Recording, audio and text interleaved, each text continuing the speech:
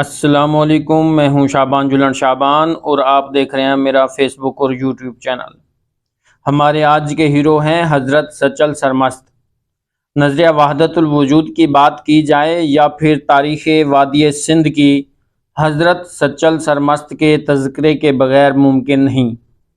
آپ کا 38ویں پشت سے سلسلہ نسب حضرت عمر فاروق سے ملتا ہے، اس لیے آپ کے خاندان کو فاروقی کہا جاتا ہے۔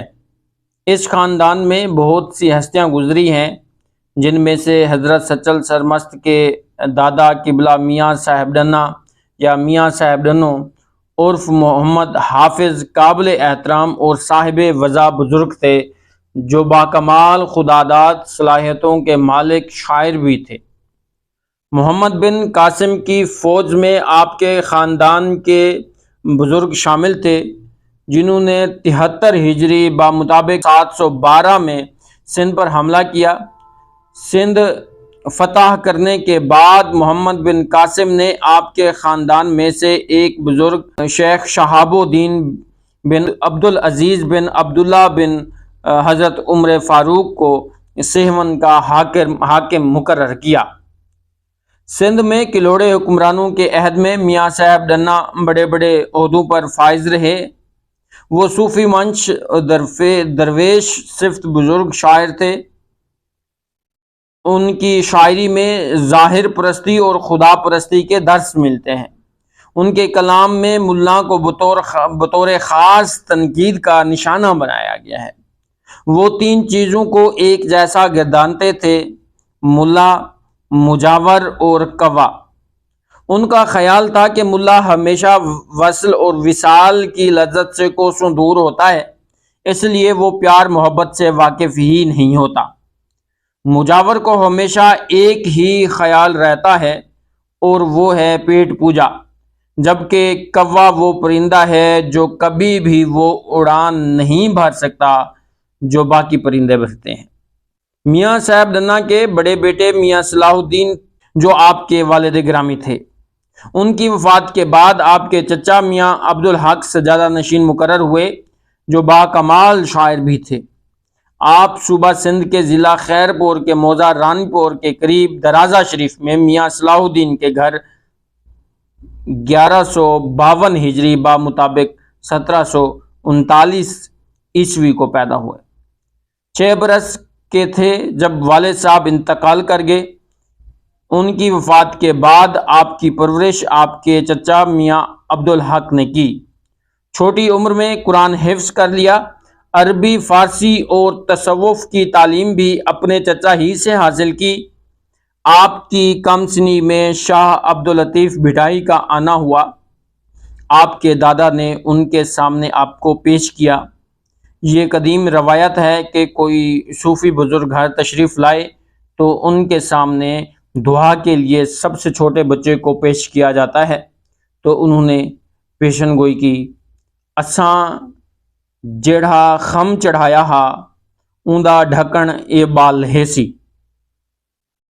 حضرت سچل خاموش طبیعت کے مالک تھے۔ ساری عمر سرمستی اور درویشی میں گزاری۔ آپ کا قد درمیانہ، رنگ صاف، خدوخال، دلکش، اکھیں ڈاڑھیاں سوہنیاں ہن، ہر وقت سفید لباس پہنے ہیں۔ آپ ہمیشہ صحت مند زندگی بسر کی تھی۔ آپ 12 رمضان الشریف 1242 90 سال دی عمر وصال فرما گئے۔ آپ کا مزار درازہ شریف میں ہی بنایا گیا۔ مولانا رانی پور ان کے حلیے اور وضع کے بارے میں کہتے ہیں: ان کا قد سیدھا اور درمیانہ تھا، صاف بادام کی طرح خدوخال، دلکش اور آنکھیں بڑی بڑی، آہو چشم، گیسو دراز تھے۔ سفید پیرہن، شال یا چادر اوڑے رکھتے تھے، کھدر کا تہبند باندھتے تھے، سر پر سبز تاج ہوتا تھا۔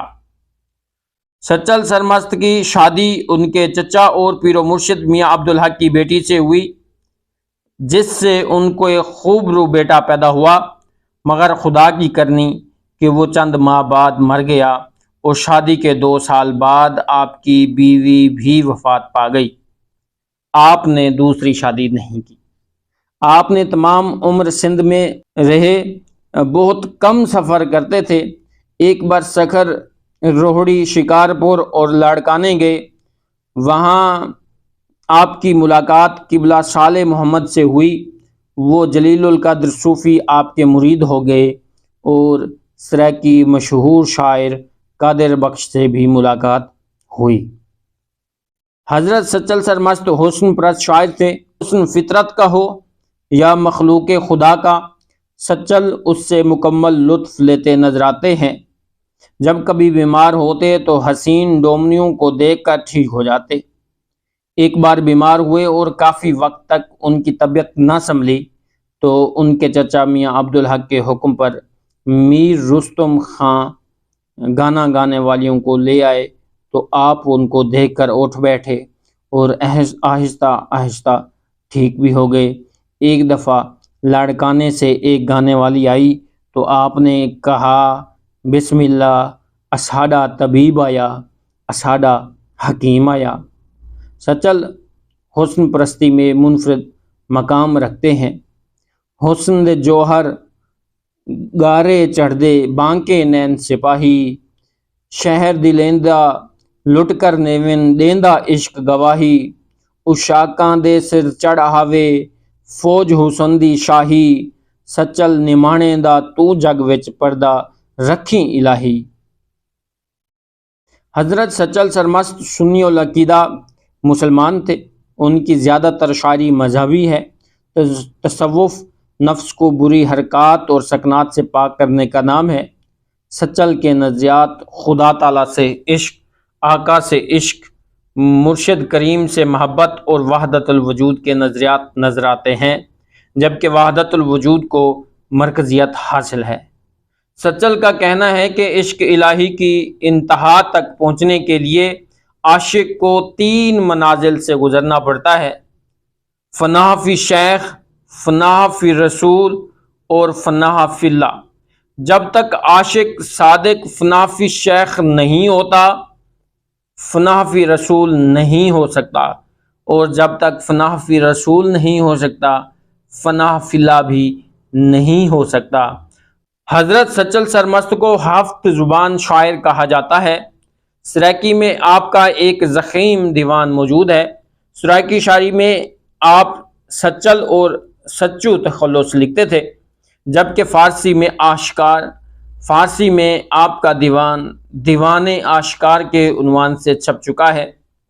آپ نے سرائیکی کی سدا بہار صنف، دوڑھا اور کافی میں بہت لکھا۔ آپ نے اپنا بہت زیادہ کلام دریافت کر دیا۔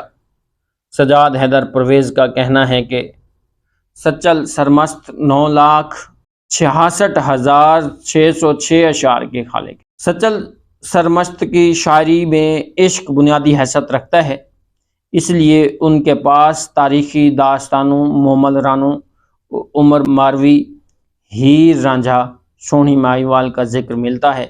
وہ کہتے ہیں، عشق دے باجھوں بیا سب کوڑ، جنت حور قصور۔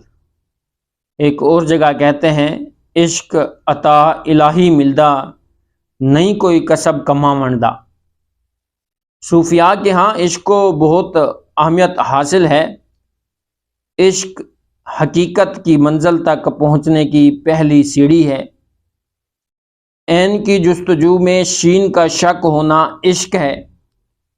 سچل اپنی شاعری میں ایک صوفی کے لیے عشق کو لازمی شرط قرار دے رہے ہیں۔ وہ کہتے ہیں کہ کوئی عشق کے بغیر صوفی صافی نہیں ہو سکتا۔ عشق محبت باجھوں جانی، بئی سب واہ خلافی، بزرگی کان دنیا دے کردے سب دے نال تلافی، سچل اوہے کڈہی نہ تھی سن، ہرگز صوفی صافی۔ سچل کی شاعری کے تصورات میں غیر فرقہ وارانہ سماج موجود ہے، جسے کلاسیکل سوسائٹی کہا جاتا ہے۔ آپ روحانیت کی وجہ سے دور اندیشی کی نگاہ رکھتے تھے۔ آپ کے ہاں انسان کی عظمت کو بڑی اہمیت حاصل ہے۔ آپ نے ہمیشہ تعصب سے بچنے کی تلقین کی، اس لیے سینکڑوں ہندو مسلمان ہو کر آپ کے مرید ہو گئے۔ امن کی اہمیت عصر حاضر میں بھی مسلم ہے، یہ الگ بات کہ سچل پیری مریدی سے دوری اختیار کرتے۔ کچھ محققین اور ناقدین حضرت سچل سرمست کو سرائکی غزل کا بانی قرار دیتے نظر آتے ہیں، تو کچھ ابتدائی نمونوں کا۔ کچھ نے آپ کی کافی کو غزلیہ کافی یعنی غزل کی ہیئت میں لکھی کافی کہا ہے۔ سرائکی زبان و ادب کے بزرگ محقق ڈاکٹر سجاد حیدر پرویز لکھتے ہیں، اب سرائکی کی اولیت کو لیتے ہیں۔ ویسے تو محققین کی طرف سے قدیم سرائکی شعراء کے کلام میں بھی غزل کی صنف کی نشاندہی کی گئی ہے۔ مثلا 1978 میں صدیق طاہر مرحوم نے کتاب سچل سرمست میں غزلیں بھی شامل کی ہیں۔ فیض بلوچ اپنی کتاب سرائکی شاعریت غزل گوئی میں اس بات کی تردید کرتے ہیں۔ وہ غزل کا باقاعدہ پہلا اور صاحب دیوان شاعر قاضی رازی کو کہتے ہیں، یہ الگ کہ ان کے دیوان تک اب تک کسی کی رسائی نہیں ہوئی۔ فیض بلوچ بھی اپنی کتاب میں صرف چند اشعار پیش کرتے ہیں، مکمل غزل نہیں۔ سرائکی شاعری کی مشہور صنف سی عرفی میں بھی سچل سرمست کے کلام کا بہت بڑا خزانہ سامنے آتا ہے۔ 2 مصروں کی، 3 مصروں کی اور 4 مصروں کی سی عرفیاں عام ہیں۔ میم میں پیون نال موج چڑھی کوئی خم اویں وہ خمار دیتا، مدہوش کتوس کل ہوش گیا ایہیں عشق سارا اعتبار دیتا۔ اگرچہ سچل سرمست نے اپنا کلام دریا برد کر دیا، لیکن پھر بھی ان کے کلام کا ضخیم خزانہ موجود ہے۔ وہ کافی کے بیتاج بادشاہ ہے۔ انہوں نے سرائکی کافی کا مزاج متعین کیا، کافی کے حیات میں کئی تجربات کیے۔ ان کی کافی فن و فکر کے حوالے سے منفرد اور نمایاں ہے۔ محققین نے یہ بھی کہا، صدیوں سے بکھری کافی کو یکجا کر کے معرفت میں سمو دینا سچل کا ہی کارنامہ ہے۔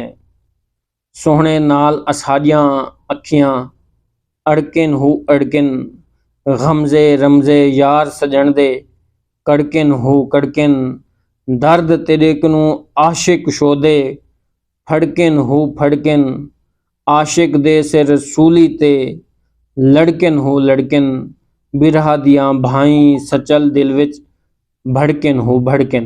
سچل سرمست نے کلہوڑے اور تالپور عہد میں زیست گزاری، جس میں مذہبی انتہا پسندی اپنے عروج پر تھی۔ انہوں نے اپنے آس پاس دیکھ کر کہا، مذہب ملک وچ لوگاں کو مایوس کیتے اتے شیخی و پیری انہاں کو بھول بھلائیاں سٹ دیتے۔ سچل سرمست 12 رمضان المبارک 1442 ہجری کو وصال کر گئے۔ آپ کا مزار درازہ شریف میں بنایا گیا ہے۔ شکریہ۔